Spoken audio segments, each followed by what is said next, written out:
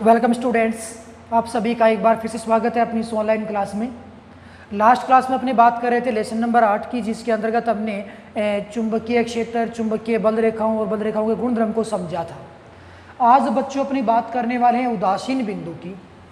कल हमने एक इम्पोर्टेंट डेफिनेशन की बात की थी, चुंबक की ध्रुव प्रबलता, जिसको हम एम से रिप्रेजेंट करते हैं, और उस एम का जो भी फॉर्मूला अपने सामने था बच्चों, वो एफ बटे में बी था।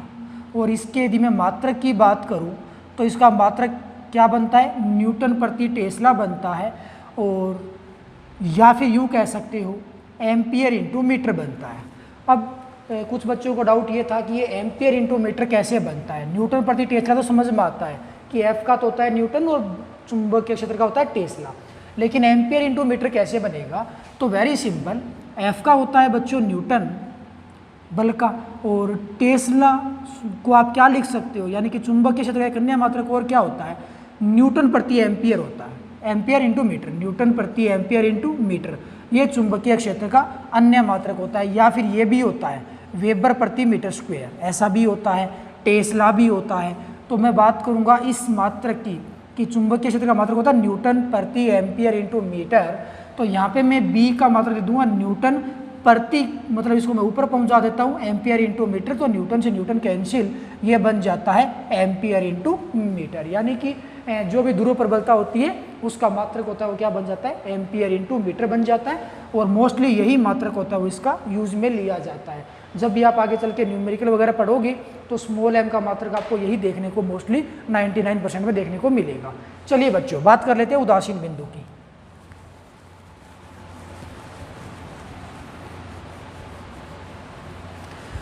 ये उदासीन बिंदु क्या होता है? एक्चुअल में सपोज दैट कि ये एक चुंबक है, तो इस चुंबक के चारों ओर अपना खुद का एक चुंबकीय क्षेत्र होगा।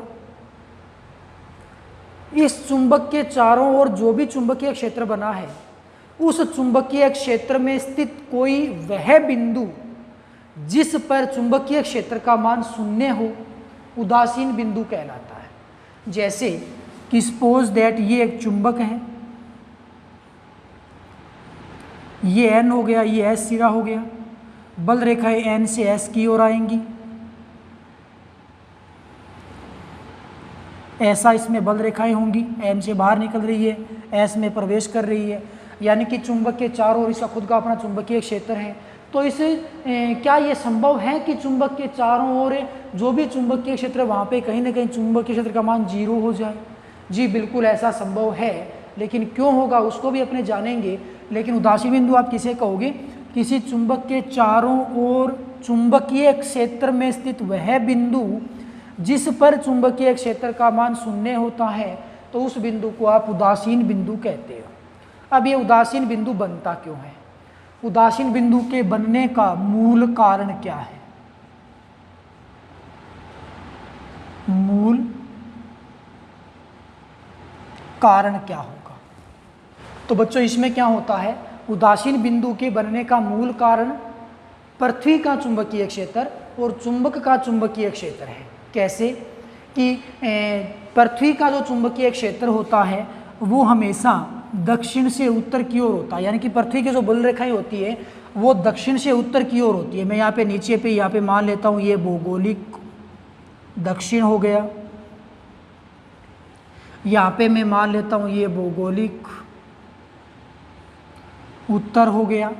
तो पृथ्वी की जो बल रेखाएं होंगी वो हमेशा कहाँ जाएंगी?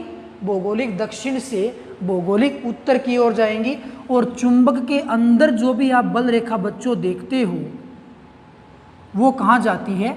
वो इस प्रकार की होती है, एस से एन की ओर चुंबक के अंदर, यानी कि चुंबक के अंदर ये एन की ओर आती है और चुंबक के बाहर ये एन से बाहर निकलती है और एस में प्रवेश करती है। तो पृथ्वी के लिए जो चुंबकीय बल रेखा होती है वो भौगोलिक दक्षिण से भौगोलिक उत्तर की ओर जाती है। और पृथ्वी की जो बल रेखाएं होती है वो दो घटकों में डिवाइड होती है, एक तो होती है क्षैतिज और एक होती है ऊर्ध्वाधर। यानी कि पृथ्वी की जो बल रेखा होती है बच्चों इस प्रकार से भी चलती है, इधर आप दक्षिण मानना, इधर आप उत्तर मानना, ये दक्षिण से उत्तर की ओर जाएंगी। इस बल रेखा को तो आप क्षैतिज बल रेखा कहोगे। और कुछ बल रेखाएं बच्चों इस प्रकार की भी होंगी, ऐसे मूव करेंगे, इसको आप ऊर्ध्वाधर बल रेखाएं कहोगे। यानी कि पृथ्वी की जो बल रेखाएं होती है वो दो घटकों में होती है, ऊर्ध्वाधर भी होती है और क्षैतिज भी होती है।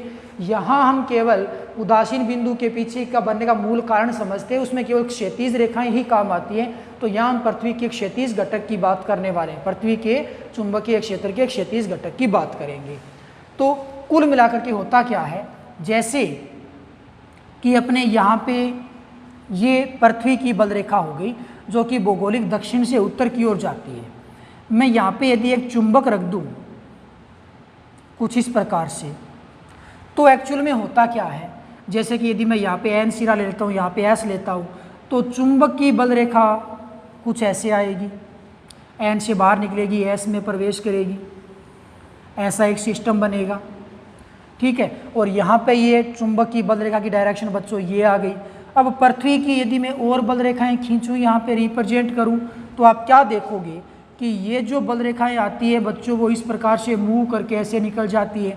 और यदि मैं बल रेखा खींचने की कोशिश करूँ तो ये बल रेखा इस प्रकार से चलने का प्रयत्न करती है। ये इस बल रेखा के ऊपर आप गौर करना, ये बल रेखा कुछ इस प्रकार से ऊपर की ओर जाना चाहती है।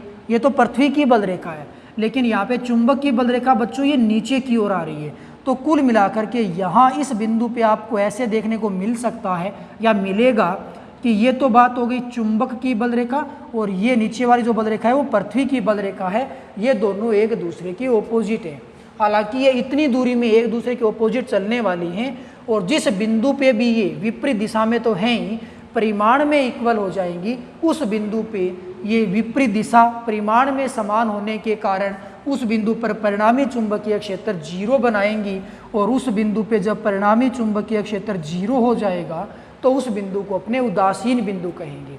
तो क्या हो गया, यहाँ पे कौन कौन सी बल रेखाओं ने भागीदारिता निभाई है, एक तो चुंबक की बल रेखा हो गई, चुंबक की चुंबकीय बल रेखा, और एक पृथ्वी के चुंबकीय क्षेत्र का क्षैतिज घटक है, पृथ्वी के चुंबकीय क्षेत्र का क्षैतिज घटक है। इन दोनों के कारण ही उदासीन बिंदु बना है। तो बनने का मूल कारण क्या कहोगे कि जिस स्थान पर चुंबक की चुंबकीय बल रेखा और पृथ्वी के क्षैतिज घटक की बल रेखा परिमाण में समान तथा विपरीत दिशा में होती हैं, उस बिंदु पर उदासीन बिंदु का निर्माण होता है। अर्थात उदासीन बिंदु के बनने का मूल कारण होगा उदासीन बिंदु चुंबक के चुंबकीय क्षेत्र और पृथ्वी के चुंबकीय क्षेत्र के क्षैतिज घटक के परिणामी चुंबकीय क्षेत्र के कारण बनता है। इस लैंग्वेज को जरा समझना, उदासीन बिंदु चुंबक के चुंबकीय बल रेखा, या यूं कह लो चुंबक का चुंबकीय क्षेत्र तथा पृथ्वी के चुंबकीय क्षेत्र का क्षैतिज घटक के परिणामी चुंबकीय क्षेत्र के कारण होता है उदासीन बिंदु का निर्माण। ओके, तो ये उदासीन बिंदु के बनने का मूल कारण हो गया। अब उदासीन बिंदु कब बनेगा, कैसे बनेगा, कहाँ बनेगा, उसको अपने समझेंगे। उसमें मोस्टली 3-4 कंडीशन होंगी, उन कंडीशन को अपने बारी बारी से अध्ययन करने वाले हैं। तो आइए बात कर लेते हैं कि पहली कंडीशन कौन सी है। तो बच्चों बात कर लेते हैं पहली कंडीशन की, और पहली कंडीशन ये है जब क्षण चुंबक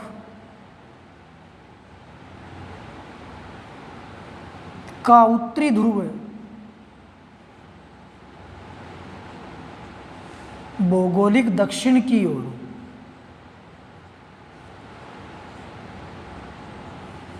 भौगोलिक दक्षिण की तरफ। पहले हम क्या करेंगे, क्षण चुंबक को क्षैतिज रखेंगे। एक बार तो क्षण चुंबक का जो उत्तरी ध्रुव होगा वो दक्षिण दिशा में रखेंगे, अगली बार क्षण चुंबक का जो उत्तरी ध्रुव होगा उसको उत्तर की ओर रखेंगे, और तीसरी कंडीशन में अपने क्षण चुंबक को ऊर्ध्वाधर रखने वाले हैं। चलो इस केस में बात करते हैं कि जब क्षण चुंबक का उत्तरी ध्रुव है वो भौगोलिक दक्षिण यानी कि भूगोल के हिसाब से दक्षिण की ओर रखा गया हो, दक्षिण दिशा में रखा गया हो, तो उदासीन बिंदु कब, कैसे, कहाँ और कितने बनने वाले हैं। एक्चुअल में क्या होगा कि सपोज दैट ये एक चुंबक हो गया, ये एक क्षण चुंबक हो गया, जिसका उत्तरी ध्रुव है वो मैंने भौगोलिक दक्षिण की ओर रखा और दक्षिण ध्रुव है भौगोलिक उत्तर की ओर रखा। यहाँ पे बच्चों जो ऊपर की ओर भाग आता है वो भौगोलिक उत्तर हो जाएगा, और यहाँ पे ये जो भाग आएगा वो भौगोलिक दक्षिण होगा, और इधर पूर्व बन जाता है, इधर पश्चिम बन जाता है। अब इसकी मैं बल रेखाएं खींचता हूँ, तो कुल मिलाकर के ऐसी कंडीशन आएगी कि चुंबक की बल रेखा N से बाहर निकलेगी, S में प्रवेश करेगी, इसी प्रकार से और बल रेखाएं N से बाहर निकलेंगी, S में प्रवेश करेंगी, ऐसा कुछ सिस्टम होगा। ये N से बाहर निकल रही है और S में प्रवेश कर रही है। ओके, ये तो बात हो गई अपने चुंबक के लिए। चलो और कुछ एक बल रेखाएं और रिप्रेजेंट कर देते हैं जी, जिसकी डायरेक्शन आप N से S की ओर करोगे, ऐसा कुछ सिस्टम हो गया। तो ये तो बात हो गई चुंबक की बल रेखाओं की। अब अपने पृथ्वी की बल रेखाएं खींचते हैं। तो पृथ्वी की बल रेखाएं बच्चों दक्षिण से उत्तर की ओर होती है। कहाँ होती है? दक्षिण से उत्तर की ओर। कुछ ऐसा सिस्टम बनने वाला है। इसी प्रकार से आप पृथ्वी की और बल रेखाएं खींच सकते हो।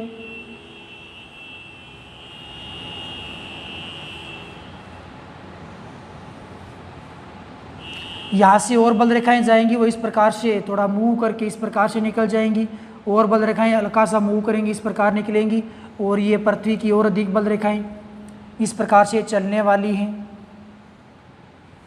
ठीक है, तो ये पृथ्वी की बल रेखाओं की डायरेक्शन हो चुकी है। अब यहाँ पे इस केस में आप क्या देखोगे, आप जाहिर सी बात है आप कल्पना कर सकते हो कि किस बिंदु पे चुंबकीय क्षेत्र 0 बनेगा। यदि मैं यहाँ से एक बल रेखा और निकाल दूँ, पृथ्वी की बल रेखा, और इस बल रेखा को यदि आप गौर से देखते हो तो ये जो बल रेखा है बिल्कुल सेंटर वाली, जो पृथ्वी की बल रेखा है, वो चुंबक की बल रेखा के ठीक ऑपोजिट मूव कर रही, ठीक ऑपोजिट मूव कर रही है। चुंबक की बल रेखा ठीक नीचे की ओर आ रही है और पृथ्वी की बल रेखा ठीक ऊपर की ओर जा रही है। तो लगभग इनके बीच में, इन चुंबक के सिरों के पास में यहाँ पे हमें एक ऐसा बिंदु मिलेगा P, जहाँ पे ये बल रेखाएं विपरीत दिशा में समान परिमाण की होंगी। तो यहाँ इस P बिंदु पे एक उदासीन बिंदु बन जाएगा। इसी प्रकार से ये जो अन्य अपने पास जो चुंबकीय बल रेखाएं हैं, पृथ्वी की एक बल रेखा हमें ऐसी जरूर मिलेगी जो इस प्रकार से मूव करना चाहेगी, ऊपर की ओर जाना चाहेगी। तो यदि मैं इस पॉइंट के आसपास बच्चों बात कर लूँ तो पृथ्वी की बल रेखा है वो तो जाना चाहती है ठीक ठीक चुंबक के ऊपर की ओर, Q पॉइंट पे, और यहाँ पे चुंबक की बल रेखा है वो बच्चों नीचे की ओर आना चाहती है। तो यदि आप इसको पीछे इस प्रकार बढ़ाते हो तो लगभग इस पॉइंट पे आपको ऐसा देखने को मिलेगा कि पृथ्वी की बल रेखा ठीक ऊपर की ओर जाती है और चुंबक की बल रेखा ठीक नीचे की ओर आती है। तो यहाँ पे विपरीत दिशा में दोनों बल रेखाएं होंगी, और यदि यहाँ पे परिमाण भी समान हो जाएंगे दोनों चुंबकीय क्षेत्र के, तो इस बिंदु पे भी एक उदासीन बिंदु बनेगा। और उदासीन बिंदु के ऊपर कभी भी यहाँ पे हमें बल रेखाएं खींचनी नहीं है। ये मैंने समझाने के लिए सिर्फ बनाया है, क्योंकि यहाँ पे बल रेखाएं पहुँचती ही नहीं हैं, यहाँ उदासीन बिंदु का निर्माण हो जाता है। ये मैंने केवल बच्चों आपको समझाने के लिए बताया है। तो कुल मिलाकर के बात ये हो गई कि P और Q हमें दो ऐसे बिंदु प्राप्त हो जाते हैं जो उदासीन बिंदु होते हैं। और ये कहाँ मिलते हैं? ये चुंबक की अक्षीय रेखा पे। अक्षीय रेखा कौन सी होती है?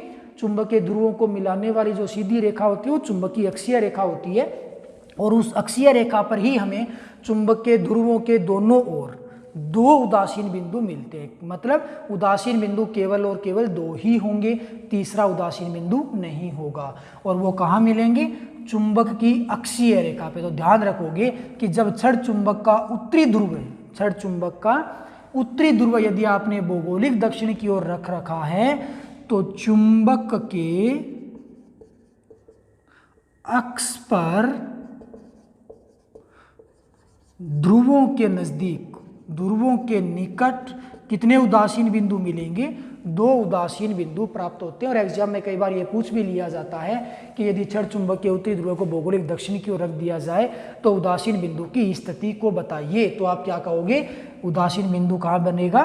छड़ चुंबकीय अक्षीय रेखा पे ध्रुवों के दोनों ओर 2 उदासीन बिंदु का निर्माण होगा और मैक्सिमम 2 ही उदासीन बिंदु बन सकते हैं। इसके अलावा ज़्यादा उदासीन बिंदु इस केस में नहीं बनते हैं।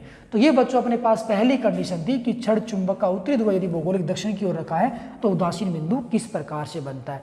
तो बच्चों आज केवल अपने इतनी ही बात करेंगे, बच गए 2-3 केस, उसको अपने नेक्स्ट क्लास में पढ़ने वाले। सो आज के लिए बस इतना ही। Okay, bye, thank you.